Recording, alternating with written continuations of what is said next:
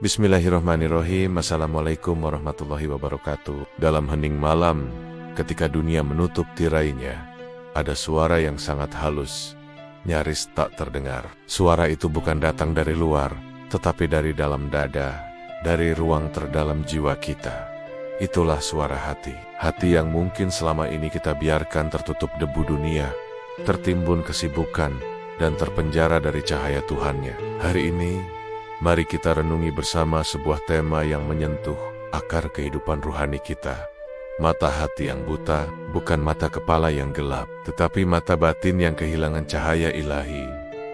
Allah berfirman dalam surat Al-Hajj ayat 46, sesungguhnya bukan mata itu yang buta, tetapi yang buta adalah hati yang berada dalam dada. Ayat ini adalah tamparan lembut yang mengingatkan kita. Kadang wajah kita menghadap kiblat, namun hati kita membelakangi Allah. Para ulama menjelaskan bahwa hati memiliki mata batin atau basyir, yang dengannya seseorang mampu melihat kebenaran, menangkap cahaya hikmah, dan mengenal Tuhannya. Imam Al-Ghazali berkata, hati adalah cermin. Bila ia jernih, ia memantulkan cahaya hakikat. Bila ia keruh, ia hanya memantulkan dirinya sendiri. Artinya, kebutaan hati bukanlah hilangnya cahaya, tapi tertutupnya cermin hati oleh debu dunia, dosa, dan keangkuhan diri. Seperti kata Ibnu Athaillah As-Sakandari, tidak ada hijab yang lebih menghalangimu daripada dirimu sendiri. Saat seseorang terlalu sibuk memandang dirinya, ia tidak lagi mampu melihat Allah. Lalu, apa saja tanda-tanda hati yang mulai buta? Buta hati bukan berarti seseorang berhenti beribadah. Justru terkadang, hati menjadi buta saat seseorang paling sibuk beramal, namun tidak merasakan kehadiran Allah dalam amalnya. Tanda pertama adalah banyak ibadah, tapi sedikit rasa. Seseorang bisa rajin sholat, namun hatinya kosong. Lafaz zikir keluar dari bibir, tapi tidak turun ke dada.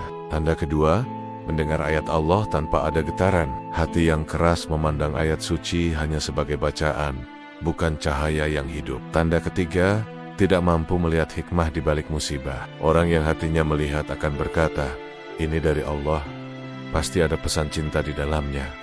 Tapi yang buta hati akan mengeluh, mengapa Allah lakukan ini kepadaku?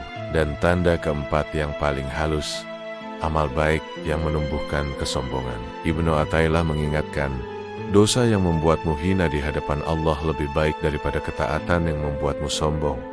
Ahli ibadah yang bangga pada ibadahnya lebih buta dari orang berdosa yang menangis memohon rahmat. Apa penyebab mata hati menjadi buta? Pertama, dosa yang terus menumpuk. Rasulullah bersabda bahwa setiap dosa akan menitikan noda hitam di hati yang jika terus diulang akan menutupi seluruh hati. Kedua, cinta dunia yang berlebihan yang merupakan pangkal segala kesalahan. Cinta dunia bukan hanya soal harta, tapi juga reputasi, status, dan keinginan untuk dilihat orang lain.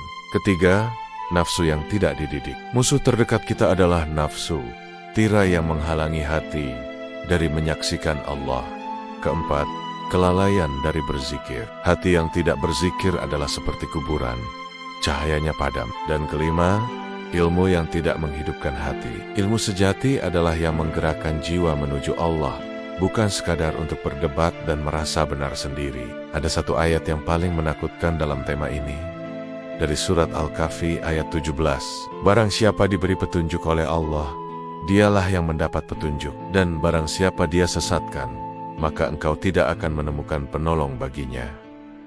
Para sufi menangis membaca ayat ini karena mereka sadar, hidayah bukanlah milik amal kita, melainkan murni anugerah dari Allah. Namun, Ibnu Arabi memberikan sebuah perspektif yang indah.